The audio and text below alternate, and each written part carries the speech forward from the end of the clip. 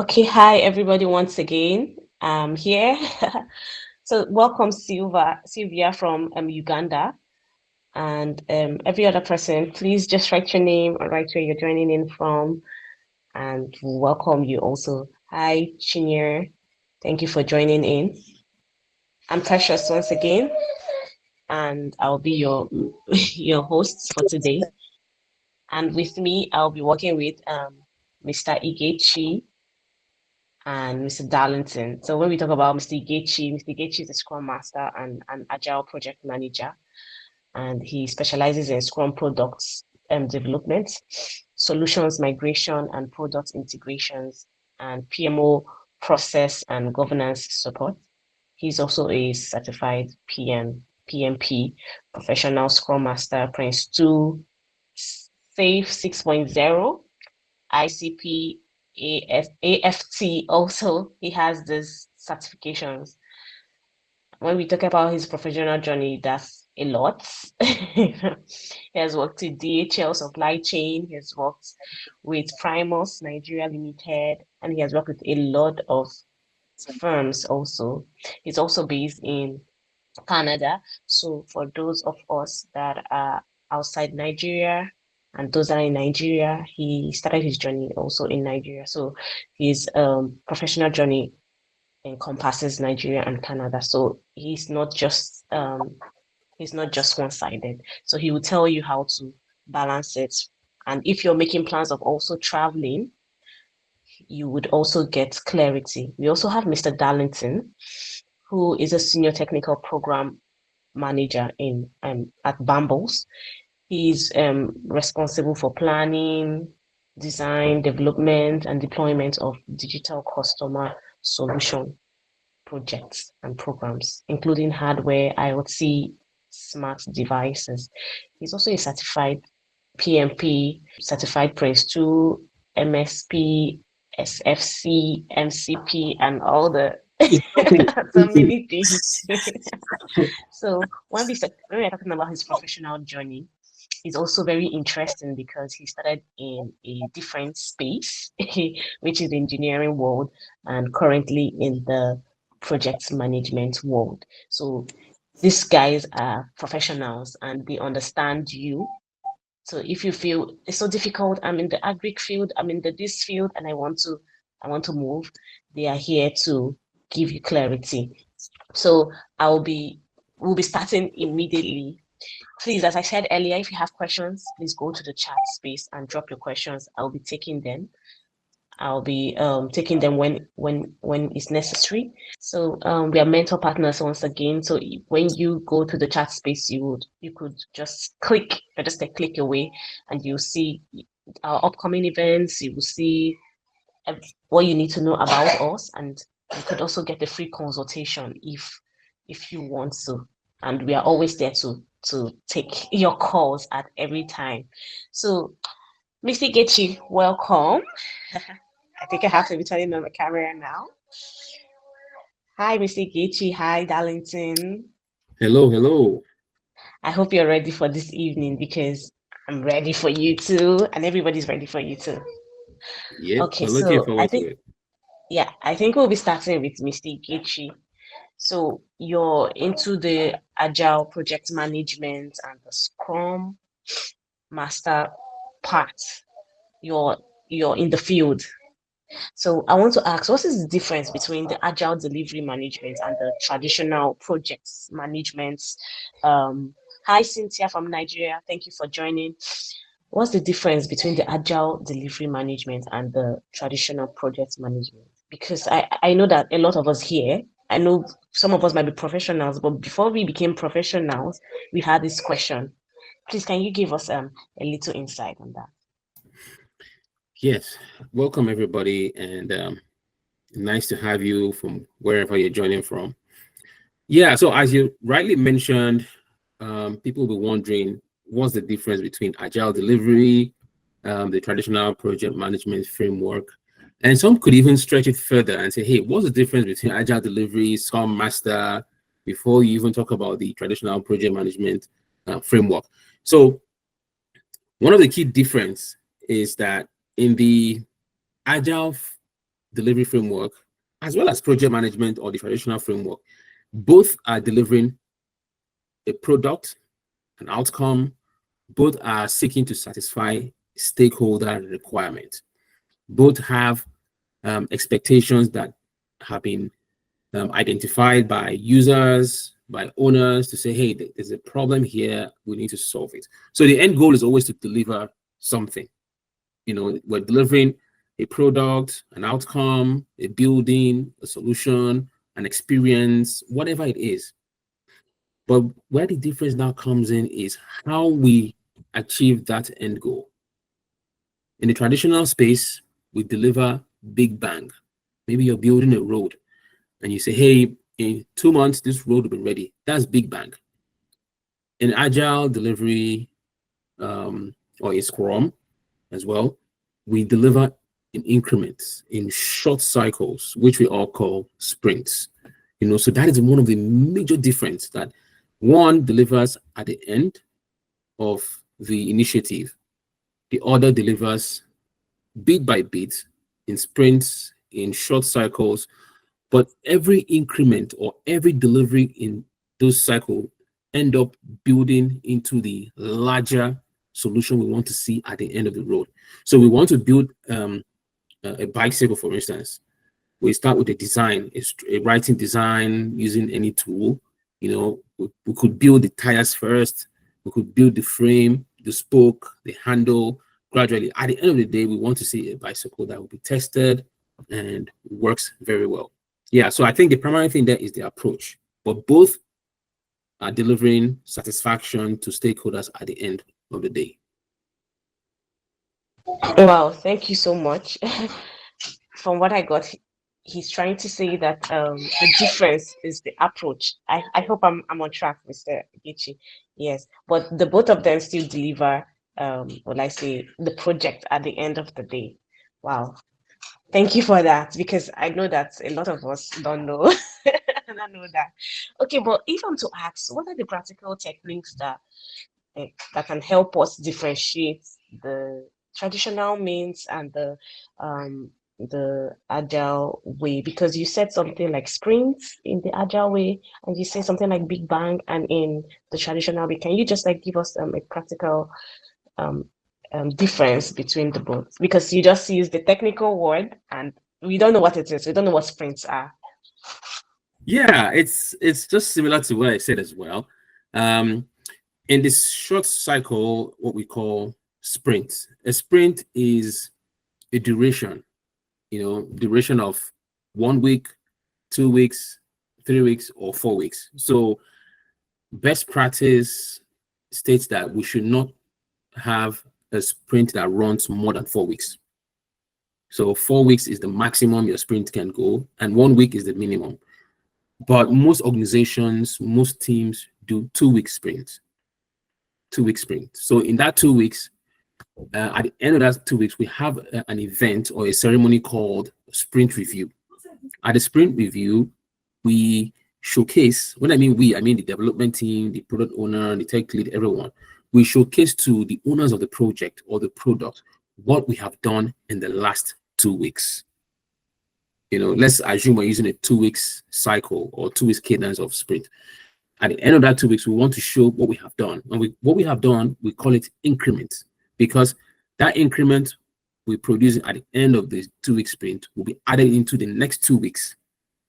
And subsequent cycles will be added until we get to the end of the product. Product is delivered and is shipped. For instance, we were doing a product some time ago, which is a payment application. We started gradually. Once the designs, the mocks, or the flows, user flows, and everything were approved, we started by building some of the features. For instance, we want to be able to do a purchase from your phone. You want your phone to be able to do a refund. For instance, you're buying something with your card, and you tap your card on your phone. You want to be able to accept payment from your phone, or you want to tap your card on a POS, and the POS can accept a payment, or the POS can refund you the money you've already paid. Those are scenarios, those are features. We call that refund and payment. So in this sprint, we could do a refund feature. When we do the sprint review, we want to show everybody that, hey, if you tap your card, I can reverse that money I paid and get a refund. So the bottom line is that step by step, we're building the house, we're building the walls, we're building the superstructure. Step by step, we're painting, we're doing the artifact. Everything is happening step by step. On the traditional side, the sponsors know that in 2 or 3 months, I want to see, let's say, let me use an actual example, a house. In 3 months, I want to see this house completed. Everything is approved from the beginning. The designs, the costing. Change is a bit, change is not so open as against, I should have mentioned this before. In Agile Delivery, we're doing increments. It means that we're open to change. When I mean open to change, I mean that what we're building stays the same, but the approach on how we get there can change. So we can say we can build, let me say human being. Okay, I'll create the legs first, and show you how it works. Then I'll do the hands before I do the body. That's change. The team decides on how they approach it. But in traditional project management, or which we call waterfall, we plan upfront that, hey, we're building this thing end to end. We would build hand first. We'll then go to the elbows gradually like that. If the sponsor comes back and say, no, guys, can you just give me the legs? That is now change requirement. And that could cause some disruption on the scheduling, on the costing, and all that. So that is one of the key major things that differentiates the Agile Delivery and also the traditional approach. One is open to change. The scope of what we are doing stays the same, but the process of getting there can change. The other one, traditional, says, hey guys, I don't like change. Once you've signed on the dotted line of the contract for this project or the charter, let's just stick to it and be going. If a change comes, then we need to go back and change our timeline. You might pay us extra money and stuff like that. I hope that has answered it. Yes, you did more justice to the question, because you also explained it's like to the tiniest bit that change is very crucial when it comes to agile management. That you can just, maybe the stakeholder can just say, what if we make the color pink instead of nude color? Okay, that's wonderful. But if I'm to ask, like, I'm just curious, if you're to talk about the agile way and the traditional way, which one do you think is better? That's if there's a word like better when we are comparing them. Which one do you think is good? Yeah. I don't know. That's a very strong question to ask, because so many things would have to play. So many items would be considered.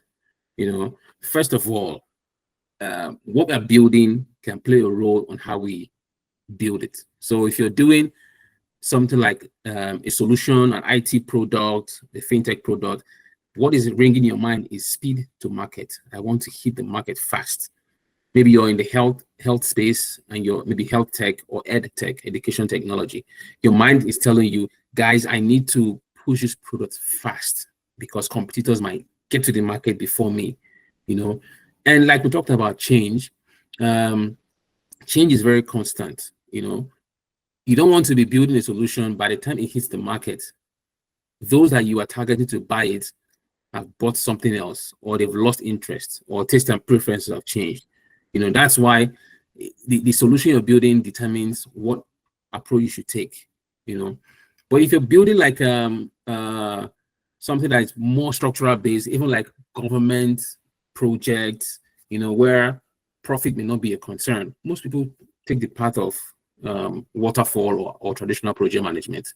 For me personally, I like a mixture of both. And the reason is this. Due to the short sprints in Agile, we can get quick feedback. But again, Agile focuses on the team. So if you're like a project manager that likes being in front of people, and you're doing Agile, I'm sorry, you would have to be at the back because your PO, product owner, is leading the charge. The team is the major focus. You are just there to be like a servant leader, support them, provide them with all they need, And if you also like that sort of environment where um, things are structured step by step using a schedule and all that, then waterfall might be an area you should be looking at. But a mixture of both is what I like. The speed of having sprints and the outcome that we can see at the end of the sprint, what we call sprint review, that hey, we are showcasing what we have done, and the stability of being in the front, making sure that everything is going well, which is the function of a project manager, and holding all parts as we progress, is what I like. So I would say a mixture of both, but I also leave the door open for Yeah, the I was product coming we're to serving. Darlington right Yeah. now. I was coming to him to also ask his view because I know a lot of us want to talk. If you talk about the traditional project management and the agile delivery project management, which do you think is, as I said before, good because it's contextual and it's personal to whoever is answering. Which do you think is better? Well, it depends. You want to cook a egusi soup, you're not going to use sunflower oil, right? You prefer to use the red or the palm oil, right? So the thing is, it's not a matter of which is better. It's a matter of when do we use them. So I will just give three examples. First example, your landlord is asking you to leave your house today, and he has just given you 1 month to leave. And then you have a land that you have bought somewhere, and normally you learned that if you want to do construction-based projects, you have to use traditional because you need to complete the house before you move in. But things are changing, and then the advice was, why don't you do agile? Meaning agile in the sense that we're going to do the foundation, right? But rather than doing the other aspect of the house, why don't you focus on just building one room so that you would be able to pack inside within a month? Now, while you're inside the house, while you're inside that particular compound, you can be there and start building the other ones. So agile is all about how do I deliver value first. It's not really about whether I'm doing it in sprint, or I'm doing it in cycles, or I'm doing it is as long as I can get value in the quickest possible time. And also it depends on the type of project or the type of need. However, there are periods where you cannot use that agile way of working.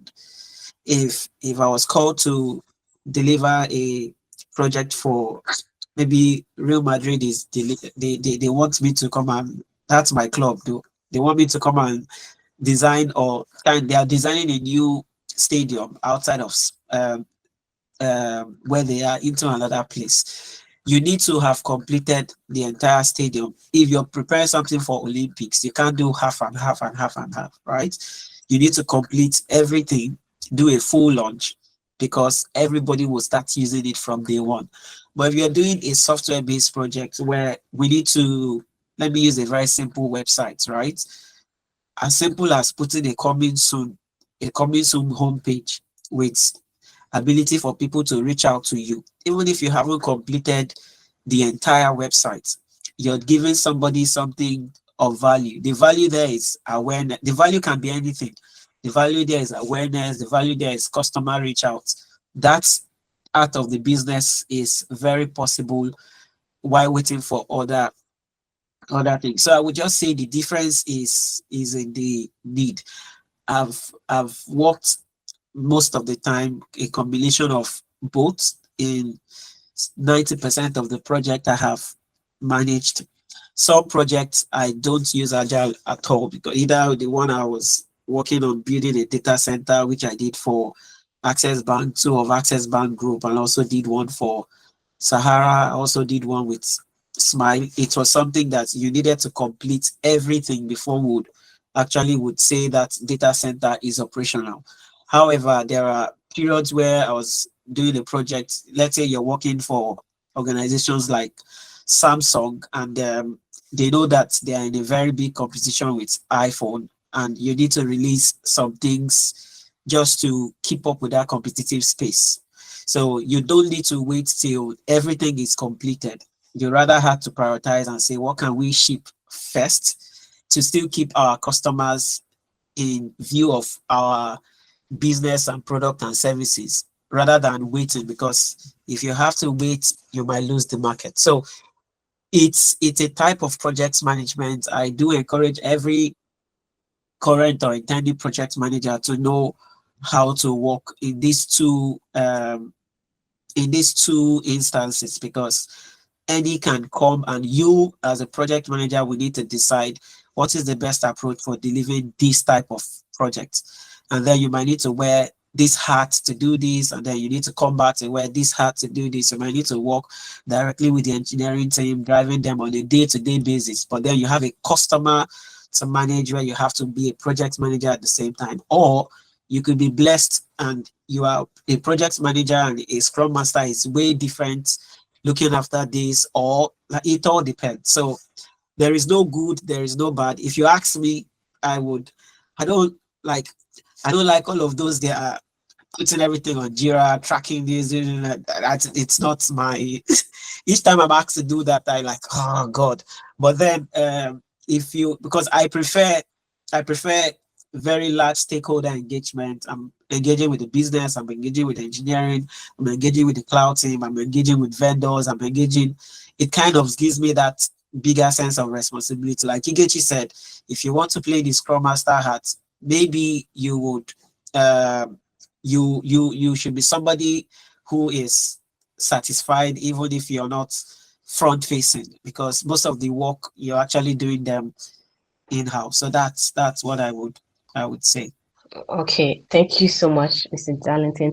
For those that are just joining us, we have, as you can see on the screen, we have professionals here, Mr. Igechi and Mr. Darlington. And if you have questions, please don't hesitate to drop them in the chat space and I will take them when it's time.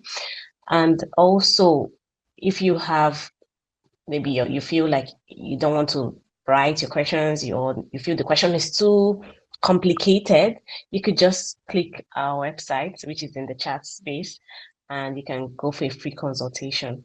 You're just a call away. So just click and you'll see our upcoming events. You'll see everything that you need to know also. But I want to ask you, Mr. Gechi, because I think I've heard you sometimes say something about mindset. Let's just say I'm from animal science or fencing and wiring management, and I want to move into project management. What should I do? Where should I start from? That's a very wide question. But you can start from various places. Let me use myself as a case study.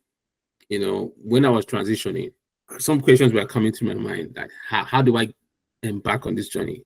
You would start looking at yourself and start conducting like a personal assessment to say, hey, what do I have now that will be able to take me to my next phase? And what do I need now that will take me to my next phase? The need means that there are gaps, basically. And I think you mentioned the mentor partners about booking a call. That is part of the solutioning drive, where we help you look at your background to say, hey, where are you today? And what do you need to go? Where do you need to go next? I think one of the easiest things to do, people would run and go and write certifications. That is one of the biggest approach. Or once I want to transition, the first thing I do, I get a PNP, I get a PSM or a CSM. But you have the certification, you're waving it everywhere, but you don't have the experience and you can't back it up. They throw you into that space, you're lost. They throw you into a role as a project manager, Agile PM, or whatever, and you just get lost entirely. I was speaking to somebody recently, and he was saying his friend recently transitioned, wrote the exam and all that, got a role as a BA in the UK, and in 3 months he was sacked because he didn't know how to initiate a project. He didn't know what role he would play in supporting a project. So the emphasis, I think the best thing is, yeah, certificates are very good.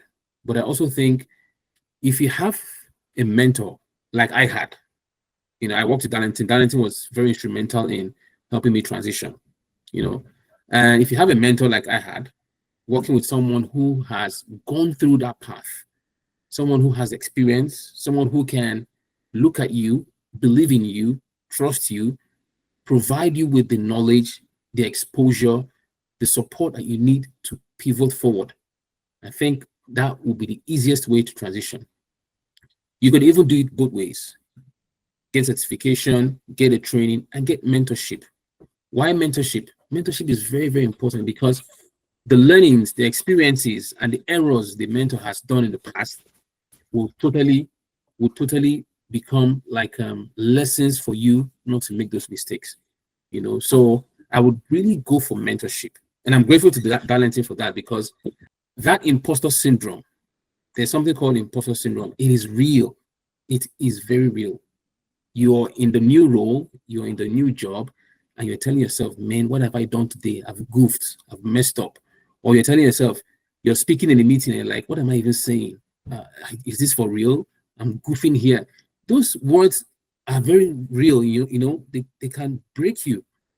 But when you go through those process and you come and meet your mentor and say, mentor, guy, today I had this feedback, or I have this challenge, or I'm required to carry out XYZ task as part of my next phase of my project. What can I do? What advice can you give me? And you sit down and brainstorm it together. You will realize that you leave that meeting feeling confident, strengthened, and you know that someone is backing you up. So I would say mentorship is very, very important as one of the first steps for transitioning. Okay, so you're trying to say that in mentor partners, that there will be mentors that will be there with you even on the job. Is that what you're trying to explain?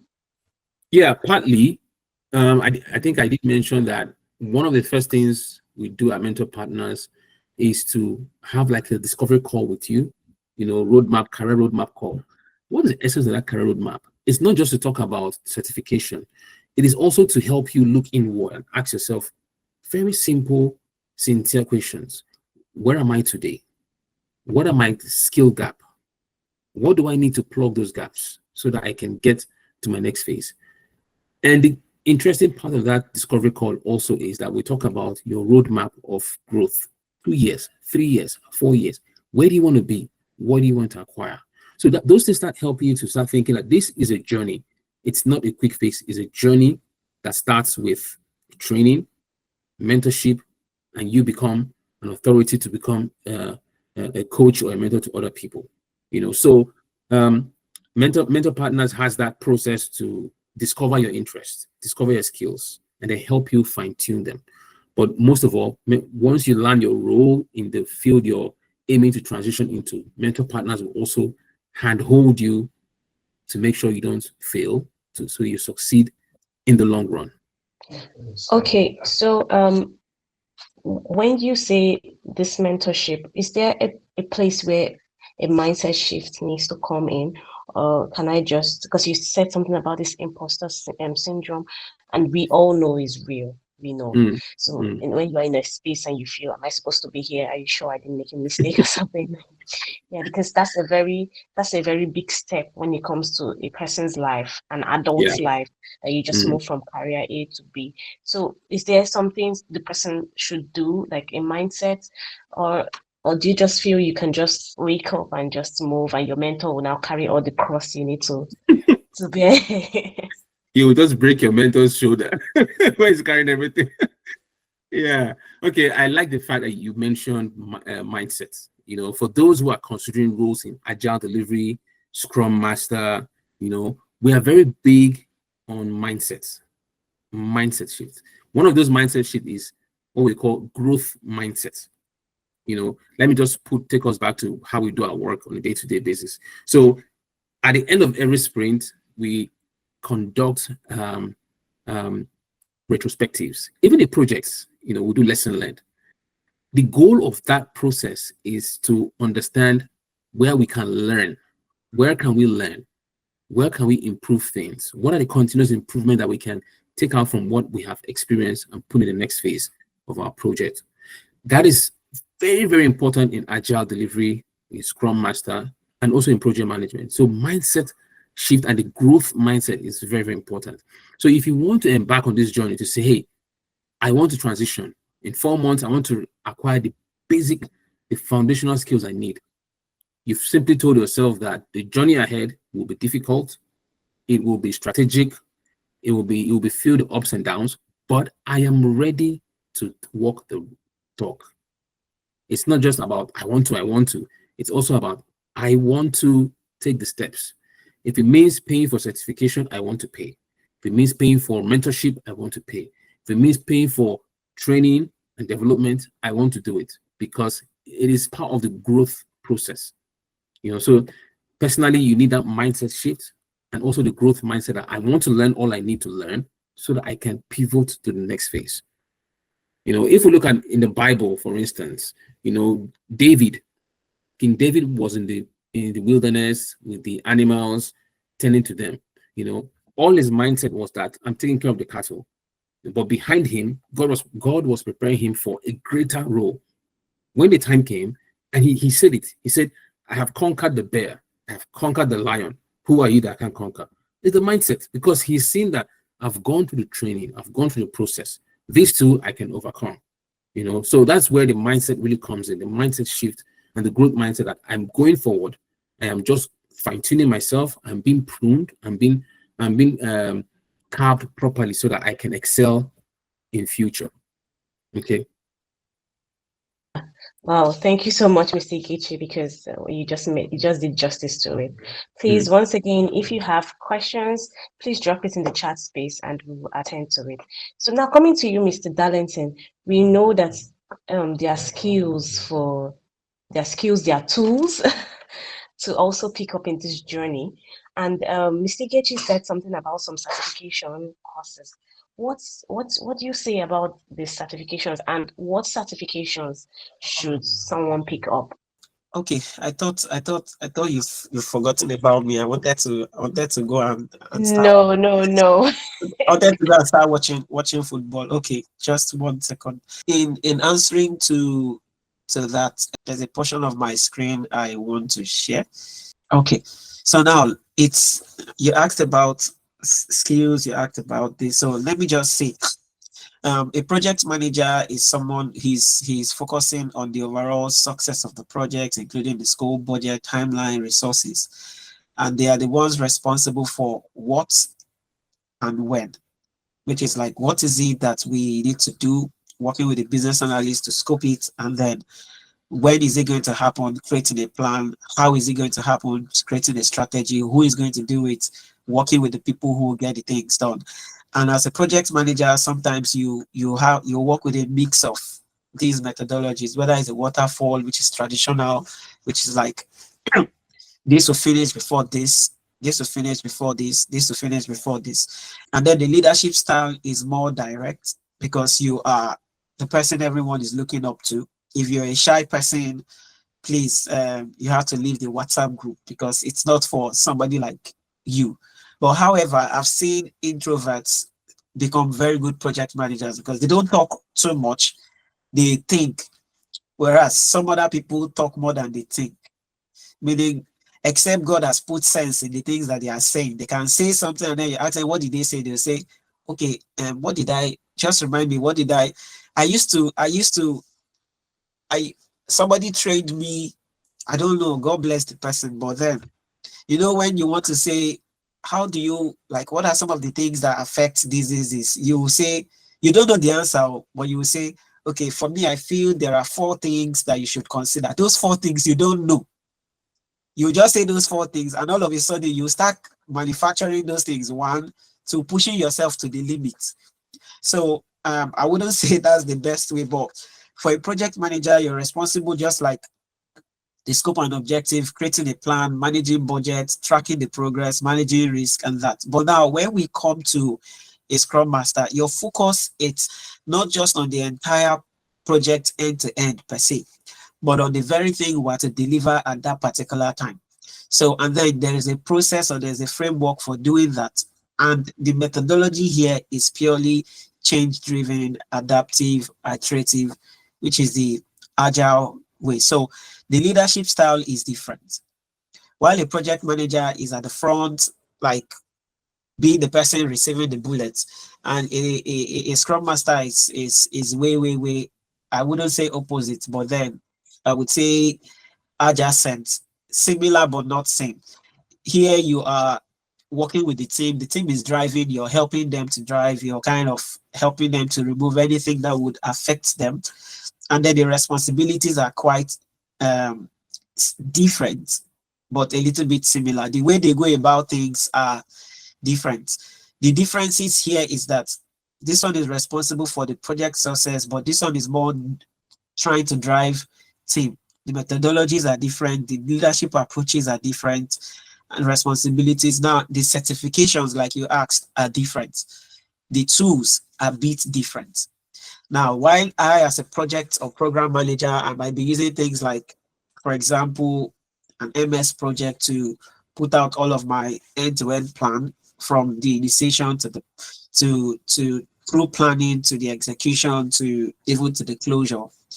A Scrum Master would prefer to use something like Jira, or you would prefer to use something like Trello, or you prefer to use something like maybe like a ClickUp or anything that can help the team to collect these requirements, then put this requirement to the backlog. Then from the backlog, we need to prioritize that backlog, and then we then create a sprint focused backlog of what we intend to do in a 2 weeks period. Anything that can help us move things from one bar to another bar to another bar to a review to done, moving in that particular cycle. That is the way they prefer to work. For me, as a from a project management point of view, I prefer to see things in a table with start date, finish date, who is responsible for it. While I'll be keeping things like issue log, raid log, they might be preferring to call theirs like impediment log. This, while me, I'm looking at capacity matrix, they are looking more like burn down chart and all of that. It's just a different way of the same kind of thing, depending on which environment you find yourself. So if anybody is looking to become a Scrum Master, depending on the environment where you find yourself, there are things like PSM. Some people will prefer SCM, some people will prefer CSM, some people will prefer, I even saw there is Scaled Agile, there are just a lot. All I would say is, for somebody who is about to start, you're about to start the journey, speak to somebody, try to understand which market you are intending to apply to, so that whatever certifications you would be getting will be what that particular market is requiring. I don't want to spend hundreds of dollars, right? My friend borrowed me, or I've been saving that money only to go and do the certification, and maybe I'm intending to work in Nigeria, and they say, Nigeria don't use PSM, or it is CSM that they use. Who will refund me that money? So my point is, don't be certificate driven, rather be data driven. Try to find out what is really, really needed in that particular market, and then you can do whatever you want to do. That's my way of answering that.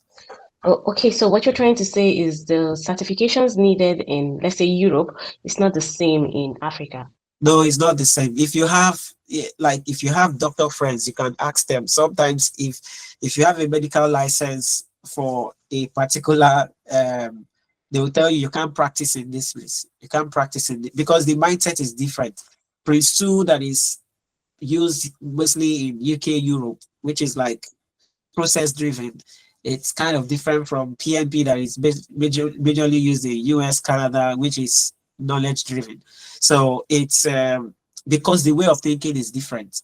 In Africa, we kind of use a mix of both of them, because some countries are based Europe based, some are American based, but nowadays you have a mix. So all I would say is, before anyone pays for any certification, try to be sure where you intend to apply them, so that you wouldn't have. There was a friend that just did an interview for a very senior position. Um, he has this particular certification, which is globally recognized, but that particular company, because it's a company that stems from a region in the world, they prefer this other one. So it was like, but I can't really blame anybody. But the thing is, all I would say is, it's better to know than to say sorry. So before taking any certification now, try to know, do a market research in if I'm trying to apply in Nigeria, what certifications do employers in Nigeria really prefer? Let me prepare myself for the market. It's not about what I like, it's about which market am I going into. When I get there, then I can flex. But right now, if they say, if I'm traveling to Uganda and Uganda is the only country that asks for yellow fever certificate, I would go and get yellow fever certificate. Not really because I need it, but because my destination is asking for it. So let us be destination driven rather than what we want. That's the way I would answer that. Thank you so much, Mr. Darlington. I'm getting a lot from this. So if I'm to ask Mr. Darlington, as a professional, what advice would you give someone going into the field, like to get a meaningful, well, I say experience or hands-on? Let's say I'm a church worker or I work in a very small store. What skills do you think do I need to start doing a particular kind of thing, or is there something I've been doing prior that can also help me get well, I say boldness to really switch into this field? Well, I would say and say again that where you're coming from is important, but it's not really as important compared to where you're going to. So you can come from anywhere. You can come from finance. You can come from insurance. You can come from teaching. You can be a mechanic. You can be a food seller. Whatever it is, we've actually had a lot of people from health support work. You have those from nursing. I've had those from Igechi even came from HR, right? So so there are people who have me, I came from engineering. A lot of persons never even did anything close to whatever it is that they are doing now. So it's not really about where I'm coming from. But the only thing is, if God is going to ask you to lead people, he might intentionally, without your knowledge, tell you to lead sheep. So how you would take care of those sheep, it's almost will reflect in the character of how you will do if God gives you people. That's why Saul, who never had any background in taking care of sheep or being responsible for anything, when uh, the throne came, the oil came, and all of those things, he messed up along the line and did not know how to come back. But David had that part. So my point is, whether you are into finance, are you somebody who loves working with people? Are you somebody who loves not loading your advice over people, rather trying to collaborate more? Whether you're a Sunday school teacher, are you a teacher who over impresses your lesson on people, or are you somebody who listens to get advice from people? I worked on a project where we were to deliver something. The marketing team were the initiative owners, and they are saying it's impossible. The timeline is too long. They are going to cancel it. They will withdraw their funds. Development is saying it's even if you add 100 people in this team, the timeline cannot shift. It's impossible. Technology wise, engineering wise, is if you like, bring the brain of Albert Einstein from the grave and add it to all the team members, nothing will change. Now, the marketing guys are the people with the money. They are the owners of the project. The development team are the ones to engineer. I am in the middle. How will I solve this? So what did I do? I had to call the marketing team. I had to call the development team. We had to I listened to both. I listened to, why do you want this thing now? And you, why are you saying it cannot be done in the way it's ought to be done? And they said there's a competitor who is going to launch a similar product. And if we delay by 1 day, we might lose the market, and that would translate to millions of pounds lost in seconds. Even though the development team is saying there's nothing we can do beyond that, all we had to do is marketing. What is most important for you right now? So in the list of 10 requirements, we discovered that only 3 were key important that will give the organization a very good competitive advantage. I went to development and engineering. Look at these 3. Looking at the timeline we have, can we deliver these 3 to match the timeline the marketing team are asking for? And they say, yes, we can do it and even have spare days. I say, fine, drop everything you're doing, cancel every holiday you have. Let us save the company by focusing on these 3 key items. So we did that, gave it to marketing. It improved their ability to, because they had this exhibition where they will go and show some things. So they really needed to show, they can't change the date. So with that, my collaborative skill was able to bring the two together, reprioritize. That's the mindset of agile delivery leadership, meaning bringing people. If you don't have that, maybe you just pack your bag and go and find something, because you have to. So my point is, it's not really about whether you have the technical ability or not. It's can you, rather than, it's not a matter of we listen, we don't judge. You listen and you make judgment based on facts, based on what is really, really important, not what you want, but what is best for the business. Marketing came with a valid request, although what they're asking for cannot be done if we are to do everything. Engineering is only, they are like bricklayers. It's what you tell them to do, they do. They don't overthink. You are in the middle to listen here, and then judge. And then once you just once you judge, you'll be able to replan. So for me, I was able to save the business. We didn't lose money. We remained top in our competitive landscape.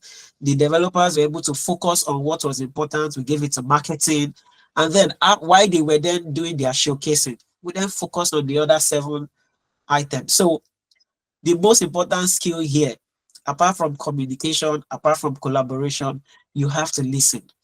Not listening because you want to. Some people listen because they have something already they want to say. So it's like everything you are saying is like, but we are listening to be able to understand and then make a judgment that would put the company in a very, very good state. So if you're not collaborative, if you cannot really adapt, I don't think this is the, but I believe that everybody here, one way or the other, we've adapted. When fuel became 1,000, 2,000, we made a change to our lifestyle. We can't say, ice cream, I must eat this ice cream, whether fuel reach 5,000 or no, we would readjust. If NEPA is only giving you two hours of light a day for those in Nigeria, right? What do? You readjust. If your salary was supposed to be increased and rather the cost of living has tripled or became times 4 and your salary has not changed, what do? You adjust. So my point is, inside of everybody is that ability to adapt, readjust based on what is happening. And that is what will help you become very good and effective in this agile space. Sorry, I know when you ask me questions, I'll just be talking. So you need to learn No, how no, to because you're doing justice to a lot of questions that I would have asked you do already. so. If Because just let me know when to hit break, because I don't know when to stop when I'm always talking. so from what you said now, I want to ask a question. What are the best ways to stay updated? Like, what are the best ways to stay informed in this ever-changing, or like say, times and industry? Okay. So I would say, first of all, you need to get a mentor, whether you like it or whether you don't like it. We are all riding on the shoulders of somebody who has already gone there. My second point is you need to start knowing, like, if possible, join some communities, like if it's on LinkedIn or whatever it is, to know what is happening. Another thing is get a job. If you are working in that space and you really want to grow, as things are moving in that particular space, you would really, really be knowing how best to do it. And if I would prefer, I love to say get a body in the sense that if Silvia is a Scrum Master, I'm a Scrum Master, she works with maybe Central Bank, I work with one other bank. There are ways that she's doing things, or there are in her organization, and there are ways that I'm doing things. We can learn from each other. I can say, okay, I worked on this project, this is how we did. She will say, and that way we would learn. We have to be very open, but how would you keep up with a trend for something that you have not started? So one of the best ways is to start. So starting, you might need to kind of, if possible, speak to someone from the team to say, this Scrum Master, Agile Delivery Lead, and all of that. How do I start? Where do I start?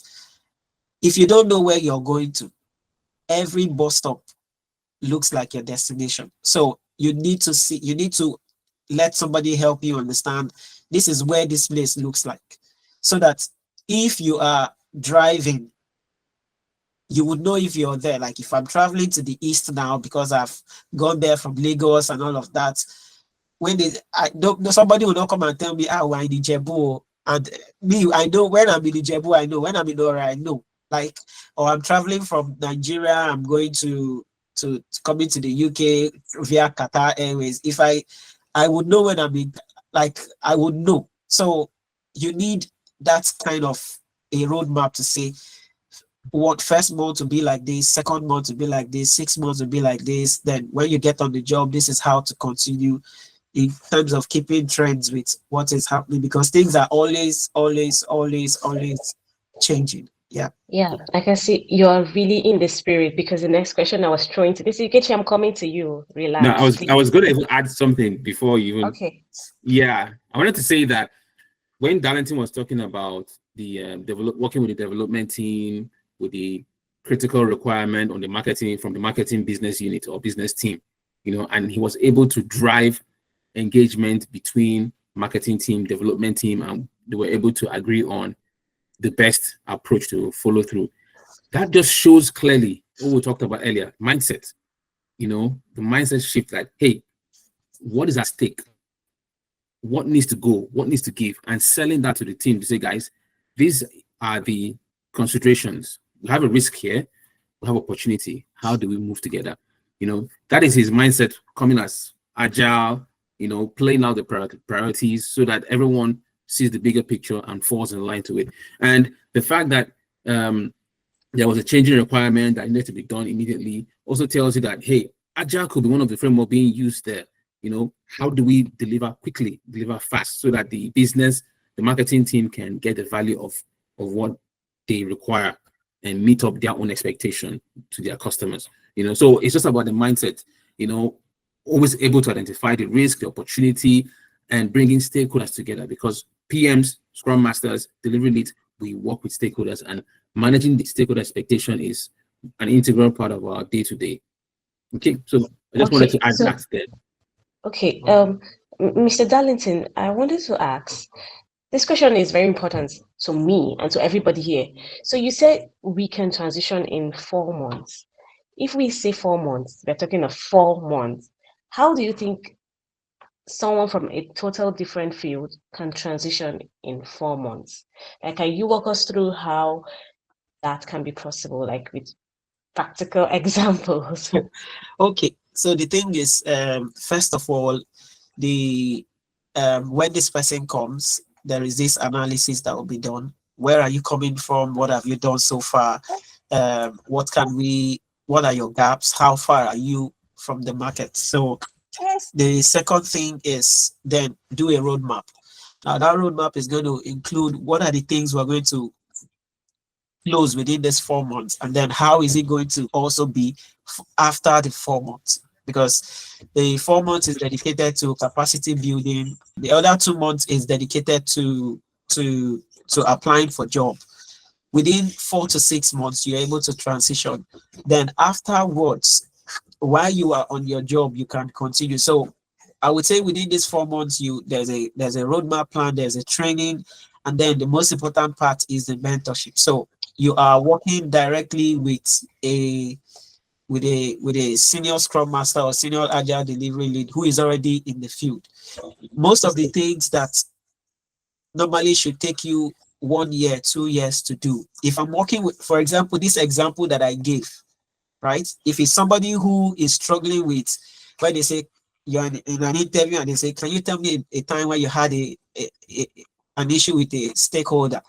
All you need to do is just borrow the, like if you borrow this my example as I gave it like this, as sweet as it is, even if you were not there, right, there's a way you would say it. The person will say, wow, this is a real example. Now I, who have worked in the space, I face this example. If I'm mentoring you and you're working with me on the particular project that I'm working on, all the examples that I am seeing as a senior person, you are also kind of witnessing it. So you don't have to think of examples. You're kind of leveraging on the examples from your mentor during the mentorship period to at least get into the market. So most people have it longer because they don't have anybody kind of coaching them. So it's more of training, learning, being coached, being guided, rubbing on the shoulder of the mentor. That makes it shorter compared to you having to go find this whole thing all by yourself. It's just like if I'm traveling to a new country, if I have somebody that is already there, right, my transitioning and my adaptation in that country would be easier.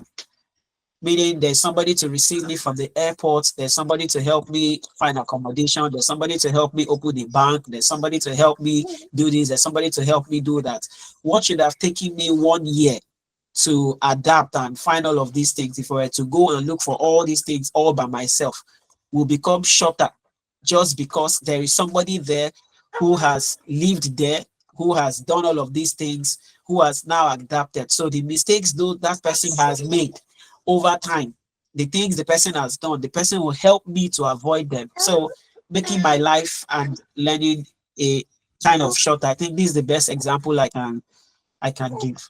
Okay, thank you so much, Mr. Darlington. So, Mr. Ikechi, coming to you now. You talked about mentorship. Does it mean, let's say I already enroll with mentor partners and um, I'm done with the training and I start this new role because I just moved in now. So how do you think mentorship is going to help me in this new role? Because you said something about that earlier. Yeah, it's really gonna be very helpful because you have a new role. You're already going through a scary moment. You know, let's be frank here. You're starting a new job. Maybe you just transitioned. Your first week or your first 1 month is going to be filled with lots of things going through your mind. Maybe imposter syndrome again. You know, asking you questions like, "Hey, what am I doing here today? What will I do tomorrow? What challenge will I experience?"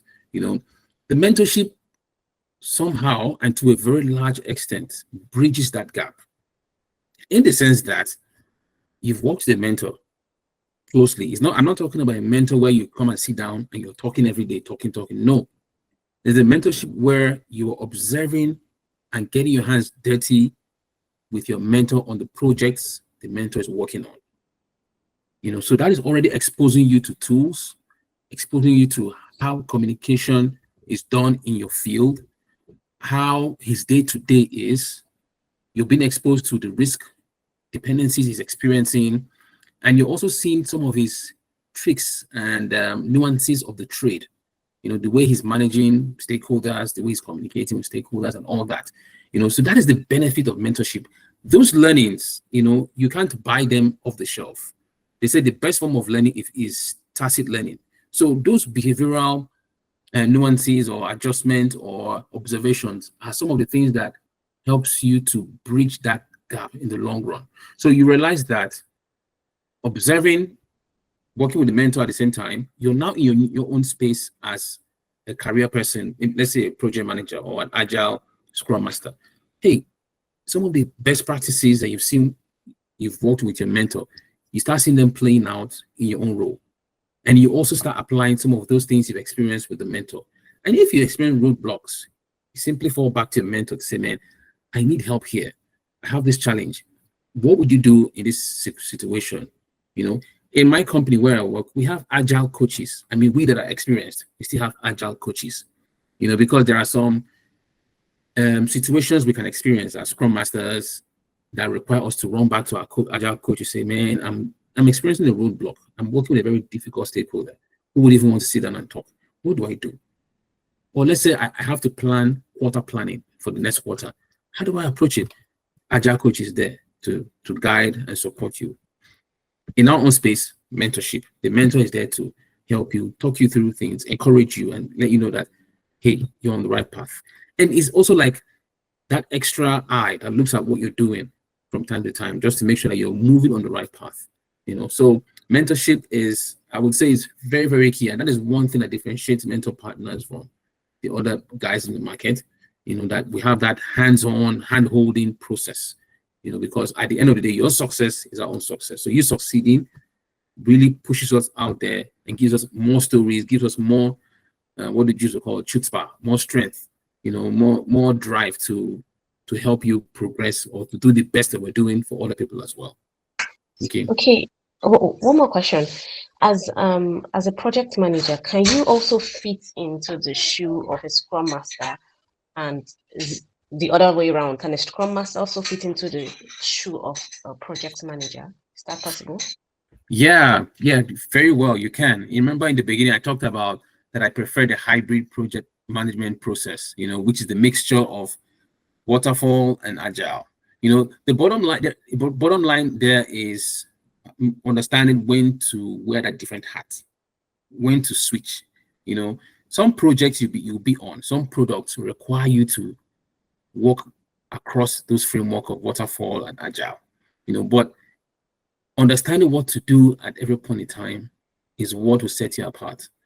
Our course that we call delivery lead, is very, very, is well tailored to that space, to give you the hands-on support and the training you need to work in that hybrid environment. Because a delivery lead not only does Scrum for one team, he's coordinating across various initiatives, various projects, various stakeholders. He's almost like a program manager, basically. He's almost like a program manager. You can even liken him to a program manager, because there are initiatives across various business units that he or she is delivering, So understanding what to do in supporting those initiatives is where the delivery lead role really comes in, knowing how to support a project that is waterfall, that would later switch to agile, knowing how to support when you're planning for what we call a release, knowing how to remove impediments at the program level. All of those things are the skills that you will learn in a delivery lead role. And it's also like a step-up position or a step-up opportunity that is above the Scrum Master position. But they're similar, very, very similar. Wow, we still have a lot of questions in our minds. Please, I said, as I said earlier, if you have questions, drop in the chat space. But because we're trying to round up quickly, just book a consultation with us, a free consultation with us, and you will get clarity. I just want to just explain a few things. I just want to talk about a career mitigation and migration roadmap. It's firstly, you book a free consultation, and you ask your questions, and the people on mentors partners will know how best to help you. We talked about mindset shift, how to help you. A gap analysis will be done to know your strengths, your weaknesses, to know what you need to acquire and the skills you already have that could help you build. Then the stage 2 here is the career planning, where we do the market analysis and your career roadmap planning. We know where you are and know what works for that environment. And you go into the training fully. And that's the stage 3, capacity building and mentorship. So the training and mentorship and internship, you're going to have internship in this program where you have real experience, you will have hands-on experience, you will do real life things. So when you get to that interview, you're not just babbling, you're not just opening and closing your mouth, you're talking with confidence because you did these things. Then in stage 4, we have the 4 weeks before completion. We have the pre-market analysis and the job market preparation, where we tutor you on interview questions to expect, on life scenarios and how to go about them when you are in front of your interviewers, and how to make yourself and we a mentor partners proud. Then we have the stage 5, the 1 week before completion, where you will join the alumni community, and there you also get learning updates, because we had a question earlier that talked about staying informed in these times. So the alumni community is going to follow you up. They'll give you updates to give you job adverts particular to your area because they are divided into regions. There are some for Europe, for Canada, and different places. So when you join the alumni team, after the training, you're not just left like a sheep that has no shepherd. No, after the training, you have mentors, you have other people that went through the training with you. You can communicate, you can network also. So I want to ask one more question to the both speakers before we close. Mr. Gechi, what are your final words to a first timer, to someone that wants to move from mechanic work to project management or become a scrum master? Mechanic work? I don't know. Like, I'm just trying to say someone from a And I'm different just field. kidding. I'm kidding. Okay. Okay. So, parting words or final words, I would say that you don't have to do life alone. You don't have to do life. Why do you want to reinvent the wheel alone when there are people who can handhold you, support you on the journey? And it still boils down to what I said before, your mindset.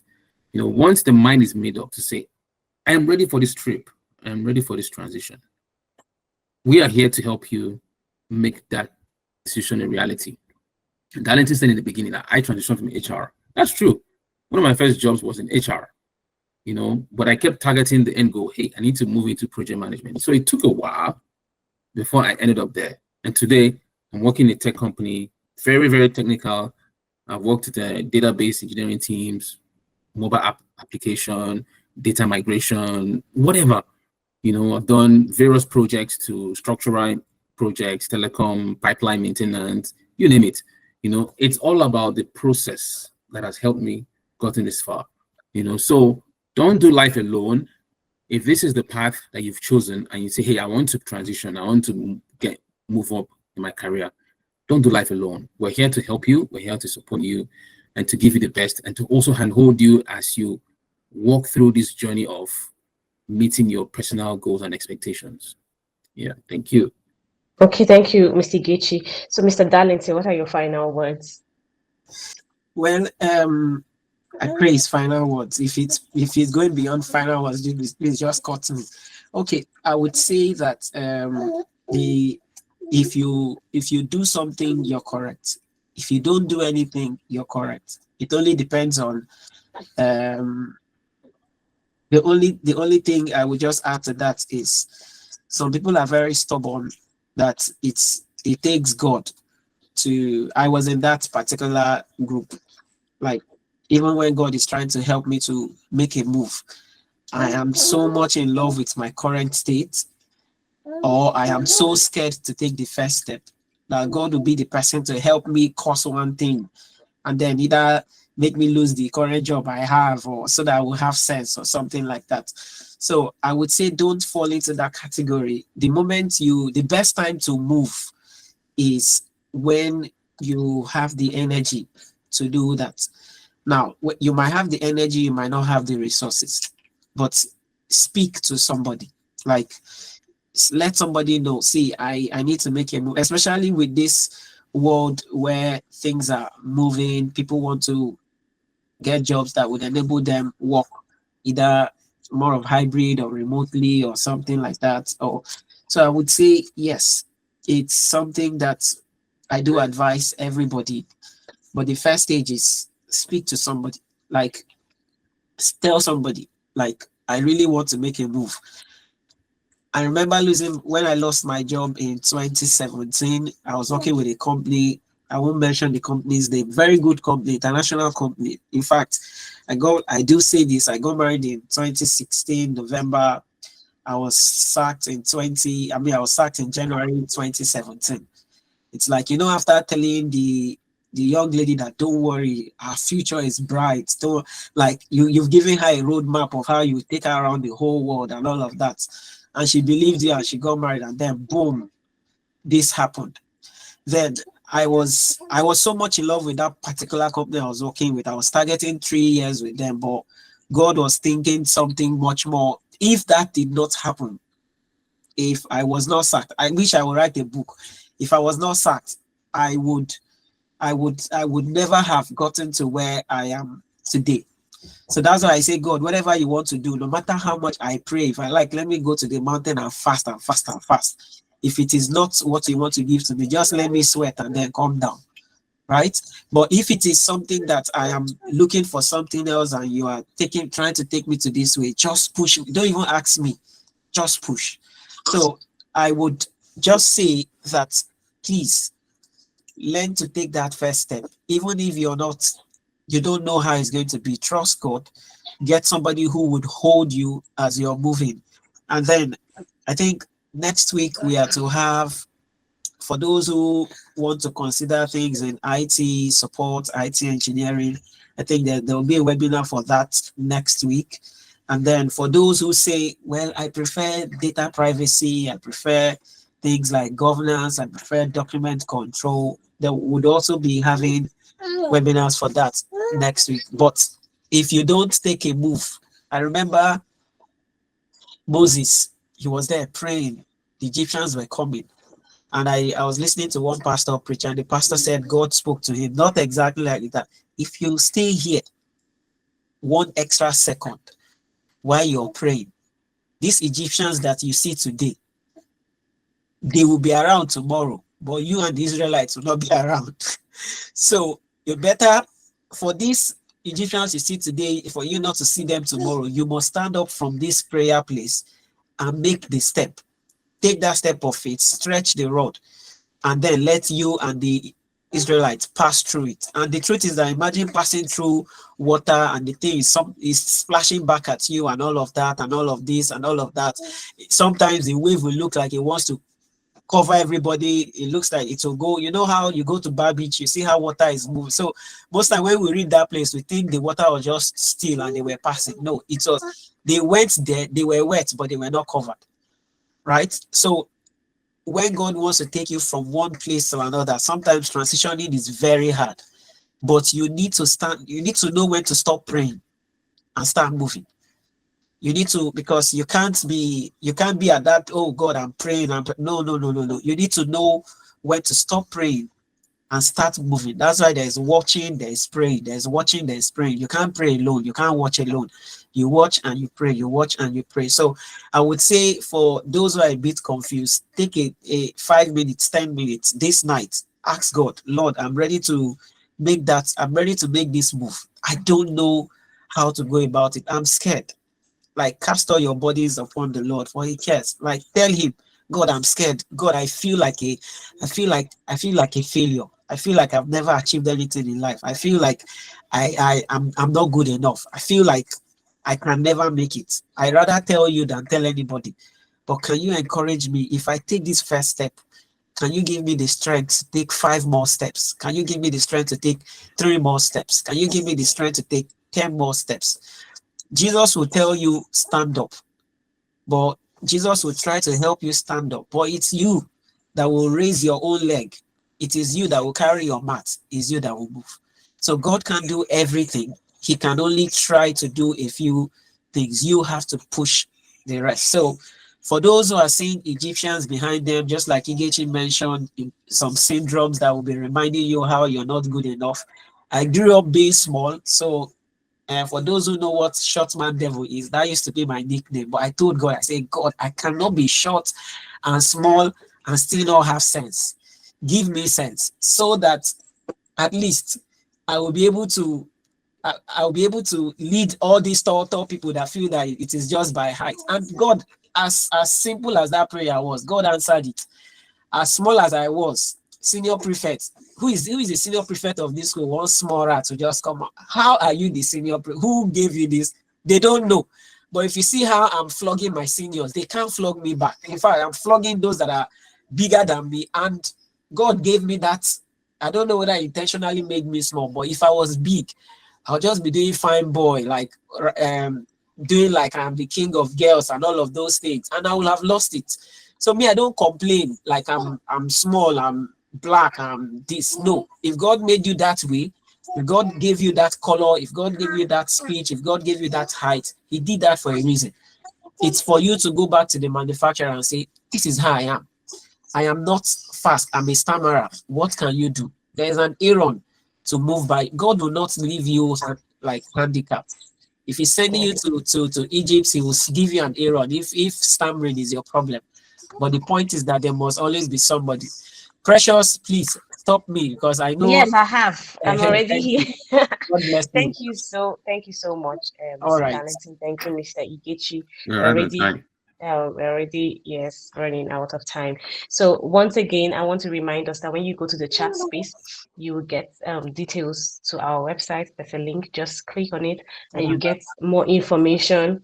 And yeah, just call away from further information. So just call us and would go further with all this, and you would get real experiences. As they said, you have to take the step. Tomorrow would always be tomorrow if you don't make it, if you don't start today.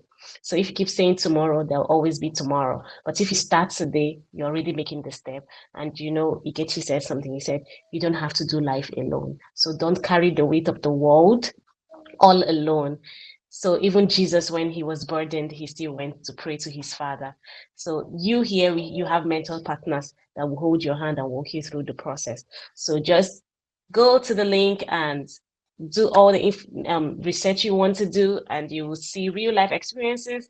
And also, just call us. You're a call away. So it was nice having everyone here today. My name is Precious once again, and we are mentor partners. Don't forget that. So see you in our next webinar. Bye.